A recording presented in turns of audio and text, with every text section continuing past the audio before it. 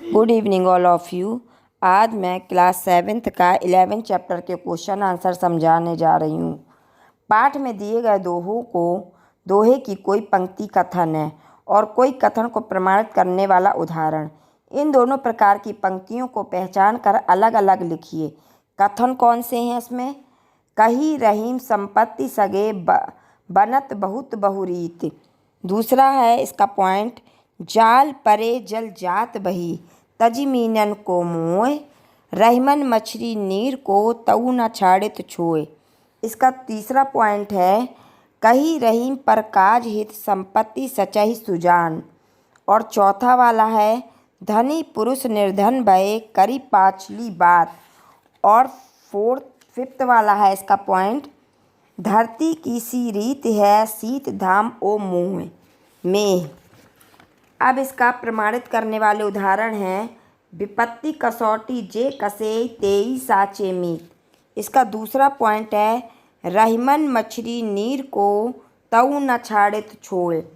और तीसरा पॉइंट है इसका, तरुबर फल नहीं खात है सरबर पियत न पान।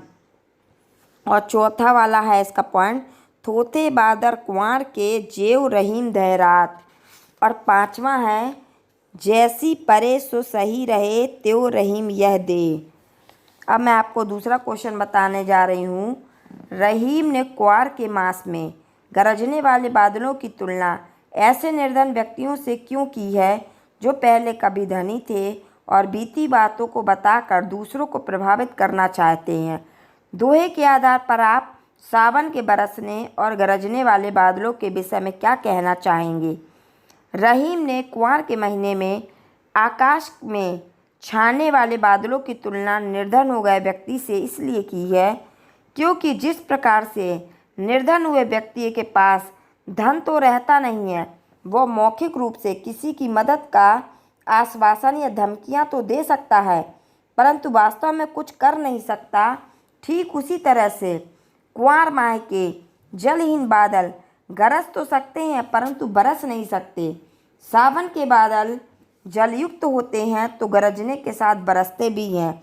यानी कि कवि यहाँ पर कहना चाहते हैं कि जो सावन के बादल होते हैं वो पानी से भरे हुए होते हैं और वो गरजने के साथ बरसते हैं, लेकिन जो कुंवर के बादल होते हैं वो गरजते बस हैं लेकिन बरसते नहीं है। जिस प्रकार से धनी व्यक्ति का धन संपत्ति चले जाने पर वो बड़ी बड़ी बातों करता है, उसी प्रकार से कुंवर के बादल भी गरजते हैं लेकिन बरसते नहीं हैं।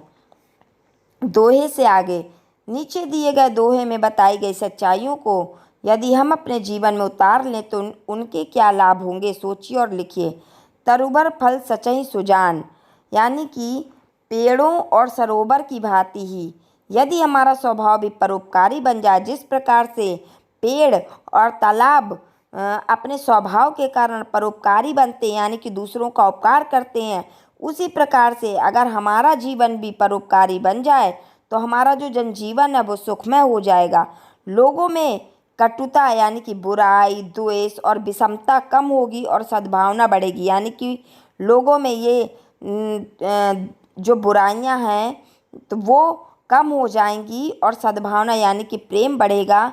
अमीर और गरीब के बीच की जो खाई है वो गहराई में कमी आएगी, यानी कि लोग उसको भी कम करना शुरू कर देंगे।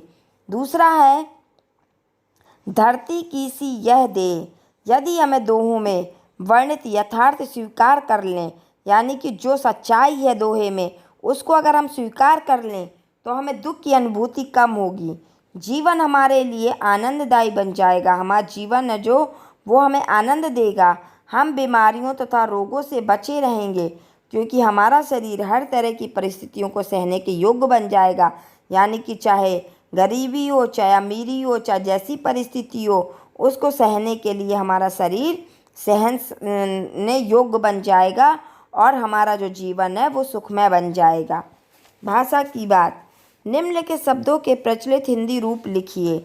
जैसे विपत्ति, बादर, मछली, शीत। तो विपत्ति यानी कि विपत्ति, मछली यानी कि मछली, बादर यानी बादल और शीत यानी कि शीत।